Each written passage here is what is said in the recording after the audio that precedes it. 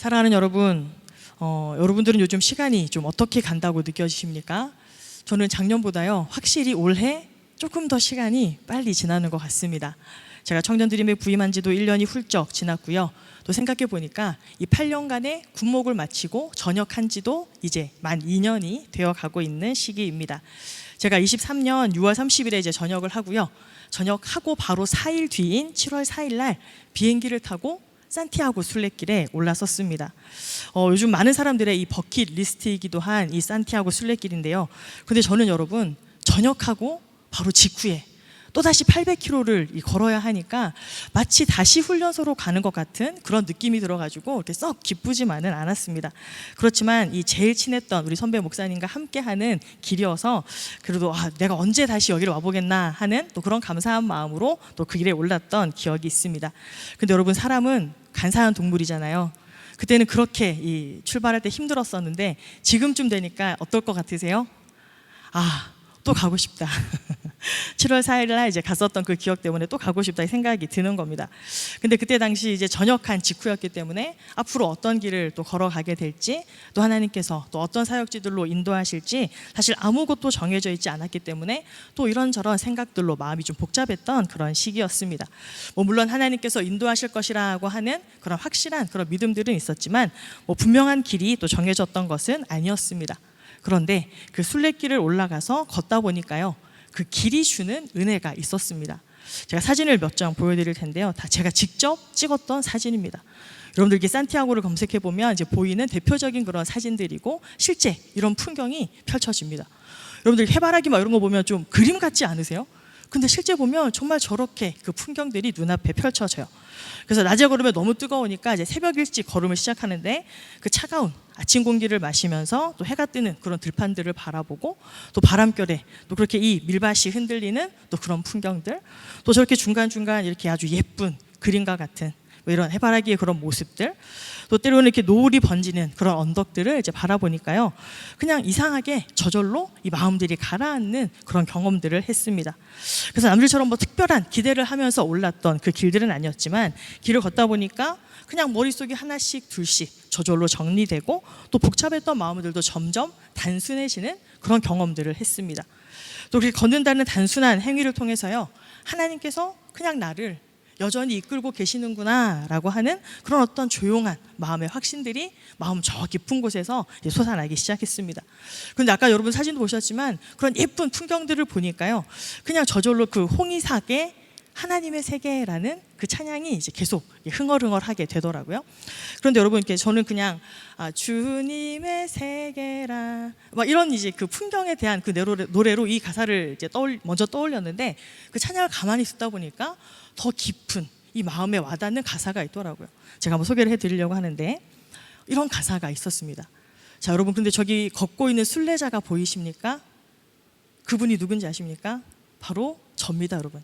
멋진 배경이죠. 제가 이제 걷고 있는 이제 그 길인데 저는 그냥 그 풍경을 생각하면서 참 아름다워라 이런 이제 가사로만 시작을 했는데 가사가 이런 가사인 거예요. 세상은 항상 말하네 그 길이 아니라고. 곱디고 온 길이 있는데 왜 힘들게 사냐고. 단순한 선택조차 내겐 버겁기만 한 곳, 그래도 나는 주님만 따르리. 그리고 이 마지막 가사입니다. 나는 계속 걸어갑니다. 수없이 넘어져도. 사람들과는 방향이 조금 다르다 해도 내가 가는 길이 주가 가르쳐 주신 길이니 이곳은 바로 주님의 세계라. 이 가사가 제 마음에 내내 이 순례길을 걷는 동안 울리는 거예요. 이 노래 가사처럼 세상은 더 편한 길이 있다고 말하지만 내가 걷고 있는 이 길이 주님께서 가르쳐 주신 그 길을 내가 걷고 있구나, 이런 고백들로 이제 그 길을 걸었습니다. 그리고 여러분, 가장 잊지 못했던 그 순간은 언제였냐면요, 그 모두의 목적지인 콤푸스텔라 그 대성당에 도착했을 때의 장면이었습니다. 여러분, 그 광장에 딱 도착하면요, 그 한 달을 조금 넘게 걷는 그 길 동안 그 길가에서 만났던 그 사람들을 거기서 이렇게 만나게 되는 거예요. 자, 사진을 또 한번 보여드릴 텐데요.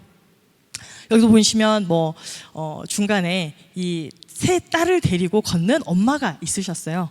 그래서 이 초등학생 정도밖에 돼 보이지 않는 어린 애들인데 각자 그 배낭을 메고 데리고 왔던 그 엄마들, 또 맨 밑에 사진 보면 이렇게 연세가 되게 많으신 그런 이제 외국 할아버지들, 뭐 그리고 이제 여기 제일 왼쪽, 여러분들 보실 때 제일 왼쪽 사진을 보시면 다 한국 사람들이거든요.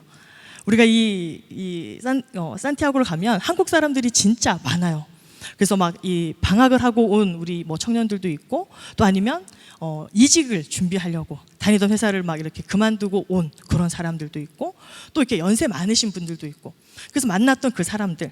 그래서 사실 생각해 보면 우리가 생전 처음 그 길에서 만나는 사람들인데, 그 성당 앞 그 광장에서 딱 얼굴을 마주치면 아, 너도 끝까지 왔냐고, 그냥 그때는 뭐 별 말이 없이 그냥 서로 이렇게 막 부둥켜 안고 막 기뻐하면서 축제같이 막 이렇게 환호했던 그 장면이 사실 가장 인상이 깊었습니다. 요즘 계속 이 계시록의 말씀을 준비하면서 제가 이 산티아고의 길이 다시 문득 떠오르게 됐던 것도 바로 그 이유가 이겁니다. 우리의 신앙 여정이 어쩌면 이와 같지 않았을까. 각자 다양한 삶의 자리들이 있고, 또 다양한 사연들이 있고, 또 저마다 각기 다른 그런 신앙들을 우리가 가지고 있지만, 그런 우리가 함께 모여서 한 하나님을 바라보며 또 한 하나님의 나라를 꿈꾸며 그렇게 걸어가는 그 순례의 길, 그것이 우리의 신앙의 여정이다, 이런 생각들이 들었습니다. 그래서 그렇게 걸어가는 여정 가운데 때로는 지치고 힘든 서로를 우리가 위로하면서 격려하면서, 그렇게 하나님의 나라를 서로 바라볼 수 있도록 그렇게 독려하면서 우리가 끝까지 이 길을 걸어가는 그 신앙의 공동체, 그래서 우리가 함께하는 이 믿음의 공동체가 얼마나 중요한가 다시 한번 마음속에 떠올랐습니다. 여러분, 그런 의미에서 지금 우리가 계속 계시록의 말씀을 읽고 나가고 있는데요, 이 계시록은 단순히 어떤 종말에 이루어질 그 일들에 대한 예언을 우리에게 하고 있는 책이 아니라는 거예요. 그냥 어떤 아마게돈 전쟁 같은, 막 미래에 그런 전쟁들이 일어나서 이 세상이 다 멸망해버리고 없어질 것 같은 그러한 이야기들을 다루는 것이 아니라, 우리가 오늘을 살아가는 성도들에게 함께 하나님의 그런 소망들을 품고 살아갈 수 있도록 우리에게 주시는 이 시대의 용기와 위로와 소망을 건네주는 책, 그것이 바로 이 요한 계시록이라는 겁니다. 오늘 우리가 함께 읽었던 본문, 특별히 18장에 보면 바벨론이라고 하는 그 제국의 멸망에 대해서 우리에게 이야기를 하고 있습니다. 어떤 사람들은 이 바벨론이 뭐 어떤 이 비밀스러운 암호다 이렇게 이야기하는데, 이제 그렇지는 않고요.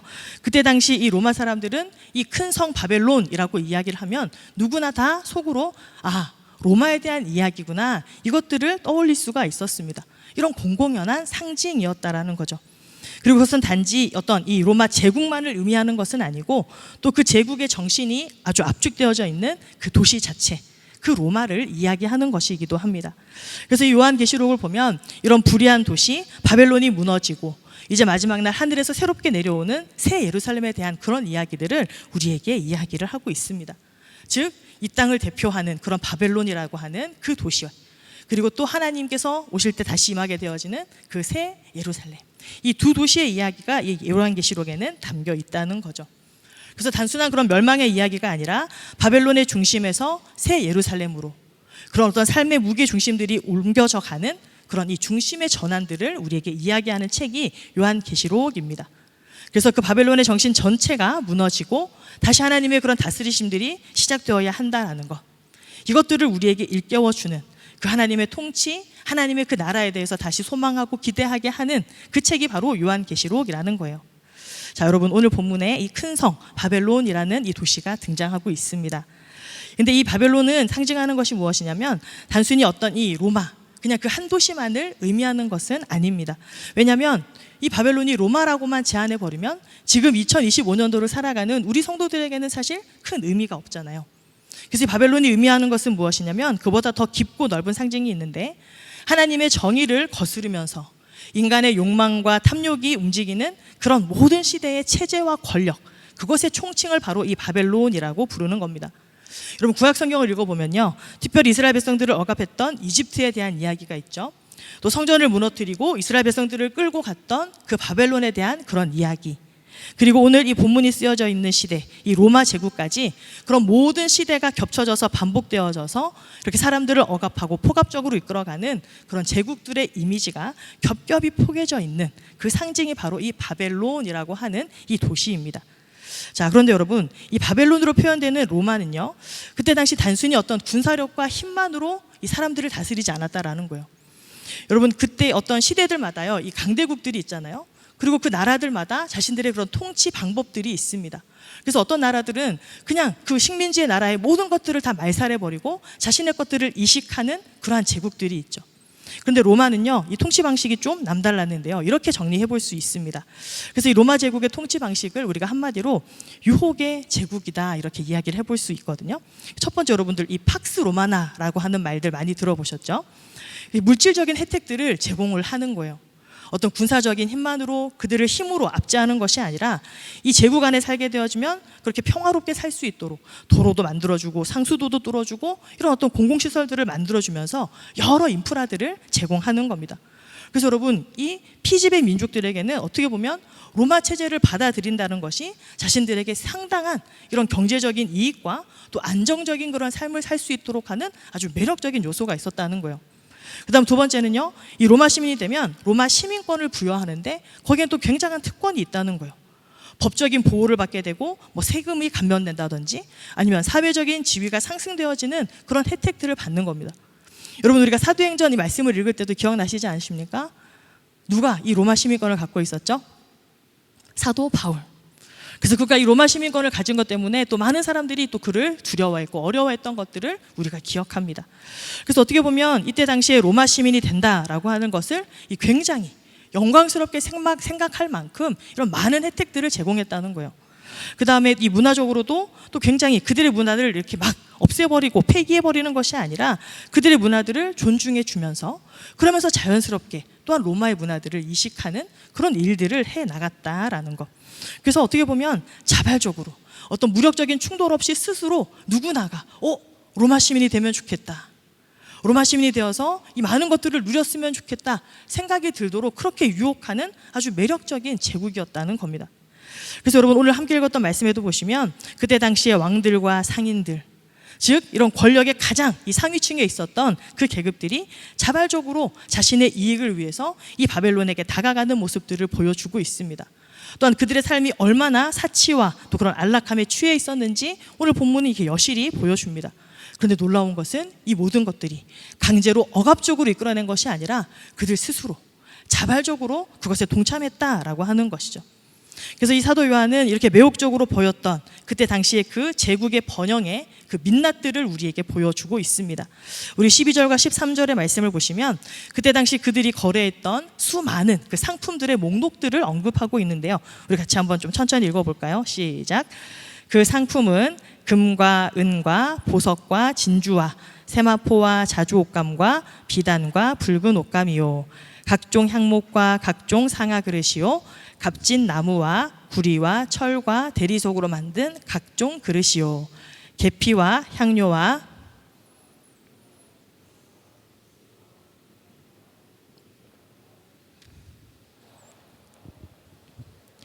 종들과 사람의 영혼들이라. 아멘. 자, 여러분, 앞에도 보면 굉장히 그런 많은 사치품들에 대한 그런 목록들이 있잖아요. 그런데 여러분, 가장 마지막에 보면 뭐가 있습니까? 품목 중에 종들과 사람들의 영혼이라고 표현을 하고 있습니다. 자, 여러분, 뭐 종들은 그때 당시에 이렇게 노예 무역들 우리가 이해할 수 있는데 사람들의 영혼이라는 이 표현, 이게 얼마나 충격적인 표현입니까? 이 사람들의 영혼이라는 것은 목숨을 의미하는 거잖아요. 근데 그때 당시에 단순한 어떤 노예 무역뿐만 아니라 인간의 어떤 그런 존엄성 자체가 상품화되고 있는 그런 시대의 정신들을 여실히 보여주고 있는 거예요. 사람을 그냥 물건처럼 아무렇지 않게 사고 파는 그러한 모습들, 또 생명보다 돈을 더 귀하게 여기는 그런 세상의 질서, 이런 것들을 지금 사도 요한이 이렇게 우리에게 고발하고 있는 그 모습들입니다. 여러분, 이 물질의 영혼까지 빼앗긴 그 바벨론의 시대상, 로마의 시대상. 근데 여러분, 이 요한계시록은 1세기 당시에 쓰였던 그런 책이잖아요. 그런데 어떻게 보면 지금 우리가 쓰는 말들과 전혀 이질감이 없어요. 이 표현들이. 우리도 지금 왜 영끌한다라고 표현하잖아요. 영끌해서 막 투자하고 이렇게 하는 이런 모습들, 또 이 그가 하는 사람의 말에 영혼이 없다, 이런 표현들을 쓰는데 여러분, 이때도 이렇게 사람들의 영혼을 사고 팔았다라는 거. 우리는 여전히 이렇게 영혼이 거래되어지고 소진되는 그 시대를 지금 살아가고 있다는 겁니다. 그리고 여러분, 이것은 그냥 비단 먼 옛날 과거의 이야기만이 아니라는 겁니다. 오늘 우리가 살아가는 시대를 한번 생각해 볼까요? 요즘 사람들의 가치를 어떻게 평가합니까? 그 사람의 어떤 쓸모, 쓰임, 효용, 그 사람이 이룬 그런 어떤 성과, 업적, 아니면 그 사람이 이룰 수 있는 어떤 그런 생산성, 효율성, 이런 것들로 그 사람의 가치를 판단하는 시대에 우리가 살아가잖아요. 한마디로 이야기하면 그 사람의 쓸모로 그 사람의 가치를 평가하는 그 시대에 우리가 살아가는데, 어쩌면 이때 당시에 그 바벨론의 정신이 고스란히 지금까지도 이어져 오고 있다라고 해도 과언이 아닙니다. 그런데 여러분, 우리는 분명히 기억해야 됩니다. 수많은 역사가 또한 우리에게 보여줬고, 또 성경이 증언하는 것이 무엇이냐면, 그 영원할 것 같던 그 제국들도 결국 어떻다는 겁니다. 어떻다는 거예요? 그 영광과 또 그런 모습들이 영원하지 않다라는 것. 성경은 그 제국들이 멸망하는 모습을 이렇게 우리에게 보여줍니다. 우리 8절과 10절의 말씀인데요, 우리 같이 한번 읽어볼까요? 그러므로 하루 동안에 그 재앙들이 이르리니 곧 사망과 애통함과 흉년이라. 그가 또한 불에 살라지리니 그를 심판하시는 주 하나님은 강하신 자이심이라. 그의 고통을 무서워하여 멀리 서서 이르되 화이또다 화이또다 큰 성 견고한 성 바벨론이여, 한 시간에 내 심판이 이르렀다 하리로다. 아멘. 견고할 것 같고 무너질 것 같지 않고 영원할 것 같이 보이는 그런 바벨론도요, 결국은 어떻다는 거예요? 망할 때에는 한순간이라는 거예요. 성경은 이렇게 표현합니다. 하루 동안에, 그냥 한 시간에 그 모든 것들이 무너져 내려간다. 여러분, 그런데 이렇게 이 제국의 이 몰락 앞에 그들을 따랐던 그 사람들은 어떨까요? 끝까지 충성하면서 그 제국을 따라갈까요? 사람들의 마음은 그렇지 않습니다. 그렇게 이 바벨론이 번영하면서 그들이 많은 이익을 누렸던 그 많은 사람들, 특별히 이렇게 권력직과 이렇게 결탁되어서 또 많은 자신들의 그런 유익을 누렸던 그 사람들이 도대체 어떻게 반응하는지를 한번 또 다시 살펴보겠습니다. 우리 9절과 11절의 말씀입니다. 그와 함께 음행하고 사치하던 땅의 왕들이 그가 불타는 연기를 보고 위하여 울고 가슴을 치며. 11절입니다. 땅의 상인들이 그를 위하여 울고 애통하는 것은 다시 그들의 상품을 사는 자가 없음이라. 자, 그들과 늘 이 긴밀한 이 교류를 했던 왕들과 상인들, 이제는 멀찍이 바라보면서 울고 애통한다, 이렇게 표현하고 있습니다. 근데 이 사람들의 눈물은 어떠한 눈물일까요? 정말 이 바벨론이 멸망하는 것을 보면서 이 가슴 아파하는 그런 슬픔에 찬 눈물일까요? 그렇지 않죠. 자신들이 누리던 그 이익이 끊어지는 것을 가슴 아파하는 그러한 자신을 위한 눈물이라는 거예요. 그리고 바벨론이 불타는 광경을 보면서 그들은 다가가지 않아요. 그 불을 끄기 위해서 기꺼이 자신의 목숨을 내어놓는 것이 아니라 혹여나 자신에게 불똥이 튈까봐 멀찍이 서서 두려워하면서 심지어 그렇게 멸망하는 바벨론을 저주하는 모습까지도 보여줍니다. 여러분 어떻습니까? 이익으로 맺어진 그 관계의 끝을 너무나 분명하게 보여주고 있어요. 지금뿐만 아니라 이미 이때에도요, 이익으로 맺어진 그 관계는 이렇게 얇을 수밖에 없어요. 계산적이고 냉정한 그 이익 중심의 그런 모습들, 그냥 하루아침에 끊어져 버리고 없어지는 그런 부질없고 덧없는 이 바벨론의 모습들을 우리에게 보여주는 것입니다. 그렇다면 사랑하는 여러분, 우리 성도들은 어떤 삶을 이 땅 가운데서 살아갈 수 있을까요? 우리가 성도들이라고 하면 여러분 맨날 우리가 교회에만 모여야 할까요? 우리가 바벨론에서 살아가는 것이 위험하고 두려우니까 우리는 그냥 아예 기도원 같은 데 가서 그냥 조용한 이 산속에 들어가서 그렇게 우리의 믿음을 지키면서 세상을 두려워하면서 그렇게 살아야 할까요? 아니죠. 우리는 이렇게 주일날 나와서 하나님 앞에 예배를 드리고 또 예배가 마치면 우리의 세상으로, 우리의 삶의 자리로 가서 우리의 삶들을, 우리의 현실에 두 발을 딛고 우리는 그렇게 살아가야 합니다. 하지만 잊지 말아야 할 것이 무엇입니까? 바로 이 땅에서의 삶이 영원하지 않다라는 것. 당장 우리 눈앞에 늘 우리에게 이익을 주는 것만 같고 정말 저 길을 따라가야지만 우리에게 성공을 줄 것 같은 그 세상의 길을 우리가 바라보는 것이 아니라 늘 하나님의 나라를 향해서 우리의 시선을 고정하면서 그렇게 우리는 애쓰며 수고하며 살아가야 한다라는 거예요. 여러분, 그 옛날 소돔과 고모라 성이 멸망할 때처럼 그들의 그 죄악이 너무 심히 무거워져서 심판의 때가 이르렀다, 하나님 성경이 그렇게 표현하시거든요. 우리 이 땅 가운데 살아가지만 어느 날 이 땅에서도 너무나 많은 그런 죄악들이 이 땅 가운데 관영해서 하나님의 심판이 이르게 될 때 하나님은 그때 하나님의 백성들에게 분명하게 말씀하신다는 거예요. 뭐라고 말씀하시냐면 내 백성아 거기서 나오라. 우리 4절 말씀 같이 읽겠습니다. 또 내가 들으니 하늘로부터 다른 음성이 나서 이르되 내 백성아 거기서 나와 그의 죄에 참여하지 말고 그가 받을 재앙들을 받지 말라. 아멘. 하나님께서는 이 땅 가운데 그렇게 죄악들이 관영할 때 늘 당신의 백성들을 이렇게 불러내셨어요. 여러분, 그리고요, 과거 이스라엘 백성들이 이 이집트에서 노예 생활을 할 때에도 하나님께서 비슷한 음성들을 주셨을 때가 있습니다. 우리 출애굽기 5장 1절 말씀도 같이 한번 읽어볼까요? 그 후에 모세와 아론이 바로에게 가서 이르되 이스라엘의 하나님 여호와께서 이렇게 말씀하시기를 내 백성을 보내라. 그러면 그들이 광야에서 내 앞에 절기를 지킬 것이니라 하셨나이다. 아멘. 자, 그런데 여러분, 이 출애굽기의 말씀과 오늘 계시록의 말씀에는 이 분명한 차이가 있죠. 여러분, 이 출애굽기의 말씀은 어떤 상황이냐면 내 백성을 보내라. 즉 그때 당시 바로와 이집트의 그 어쩔 수 없는 그 외압적인 어박으로부터의 그런 해방을 말을 하고 있는 거라면, 오늘 본문 계시록에서 이야기하는 내 백성아 거기서 나오라, 이 우리를 부르시는 그 음성은 우리 내적인 유혹에서 분리되어야 한다는 것을 우리에게 분명하게 말씀하고 계시는 거예요.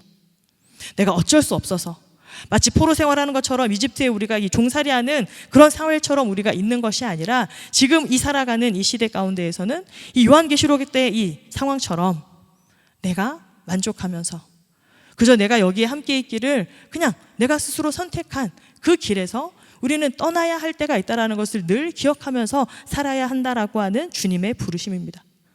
우리 다시 한번 4절의 말씀 같이 한번 읽어보겠습니다. 또 내가 들으니 하늘로부터 다른 음성이 나서 이르되 내 백성아 거기서 나와 그의 죄에 참여하지 말고 그가 받을 재앙들을 받지 말라.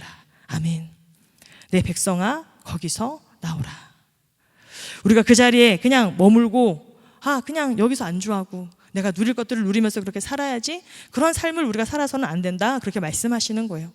비록 이 땅 하나님께서 허락하신 삶의 자리에서 우리가 살아가지만 우리의 마음은 언제나 하나님의 그 부르심을 우리가 준비하면서, 우리를 부르실 때 우리가 즉각적으로 나올 수 있는 그런 준비된 삶을 살아라, 하나님 우리에게 말씀하시는 겁니다. 여러분, 지난주 제가 말씀드렸던 그 삶은 개구리 증후군 기억하시지 않습니까? 개구리를 펄펄 끓는 물에 집어 넣으면 어떻다고요? 바로 튀어나오잖아요. 그런데 그 개구리를 미지근한 물에 그냥 담궈두면 그냥 거기에 빠져서 나올 생각을 하지 않고 그냥 굳어버린다는 거예요. 여러분, 우리가 이 세상 가운데에서 하나님의 백성으로 어떻게 사는 것이 하나님의 기쁨이 되는 것인가, 우리가 늘 고민하고 염려하고 애쓰지 않으면 우리도 모르는 사이에 그냥 세상이 흘러가는 대로 어쩔 수 없지 뭐, 남들도 다 그렇게 살아가는데 우리도 그냥 영적으로 굳어지고 무감각해져서 이 세상 가운데 그냥 그렇게 빠져서 살아갈 수밖에 없다라는 겁니다. 사랑하는 여러분, 하나님이 지금도 바벨론 같은 세상 속에 살아가는 우리에게 분명하게 말씀하고 계십니다. 거기서 나오라. 이 말씀은 우리가 세상의 그 모든 환경을 버리고 그냥 산속에 들어가서 살아라, 숨어 살아라, 그 말씀이 아니라는 거예요. 세상 속에 살아가지만 세상 풍조에 취하지 말고 살아가라, 그렇게 우리에게 말씀하시는 겁니다. 물론 여러분, 어떤 이들은 하나님께서 허락하시는 이 바벨론과 같은 그 자리에서 하나님의 소명을 갖고 살아가야 하는 사람들도 있습니다. 지금도 여러분 목숨 걸고 이 순교의 그런 자리에서 이 선교사님들의 그 말씀 사역들을 감당하시는 분들도 계시지 않아요? 그런데 여러분, 중요한 것은 무엇입니까? 우리가 이 세상 가운데 살아가되 이 세상의 정신에 물들지 않고 살아가는 것. 이 바벨론과 같은 구조 속에서 우리가 일하고 공부하고 또 사람들과 관계를 맺으면서 우리가 그렇게 살아가지만, 우리가 그 안에서도 늘 이 잠시 잠깐 머물러 가는 그런 순례자의 마음을 품고 언제든지 떠날 수 있는 그런 마음을 가지고 살아가야 한다라는 거예요. 세상의 문화, 바벨론의 문화, 바벨론의 그런 가치관에 우리가 휩쓸려 가지 않고 내가 하나님의 말씀으로 버티고 승리하겠다라고 하는 그런 내면의 그런 노력들이 우리 안에 사라지지 않아야 한다라는 것. 여러분, 공부하실 때도 이런 마음을 가지고 여러분들이 공부했으면 좋겠습니다. 내가 이 학교, 이 전공, 이 성적이 내 존재의 가치나 미래를 결정하지 않는다는 것을 믿습니다. 이런 고백들 여러분들 나아갈 수 있었으면 좋겠어요. 여러분, 직장생활 하실 때 내가 언제든지 이 직장을 떠날 수 있다. 이 자리가 내 인생의 전부가 아니다. 내가 이 회사에 내 영혼까지 내가 그렇게 팔지는 않아야 되겠다. 이러한 마음으로 이 세상 가운데 살아가지만 이 바벨론의 정신에 속하지 않는 그런 태도로 살아갈 수 있게 되기를 축복합니다. 여러분, 물론 쉽지 않은 일이죠. 이 세상은 아주 빠르게 흘러가잖아요. 그런 가운데 내가 휩쓸려 가지 않고 하나님의 그런 거룩한 그런 신부로서 내가 영적인 그런 순결함, 깨끗함을 지키면서 살아간다는 건 물론 어려운 일입니다. 그런데 여러분, 제가 말씀을 준비하다가요, 이 사실이 하나 생각이 났습니다. 여러분, 바다에 사는 물고기 아시지 않습니까? 여러분, 회를 먹어보면 어떠세요? 이 물고기의 살이 짜던가요? 안 짜잖아요. 여러분, 물고기는요, 바닷물은 짜지만 그 짠 바닷물에 사는 물고기의 그 살은 짜지 않다라는 거. 이 물고기 안에는 그 짠물들을 이렇게 조절할 수 있는 그런 어떤 이 메커니즘적인 구조가 있더라고 하더라고요.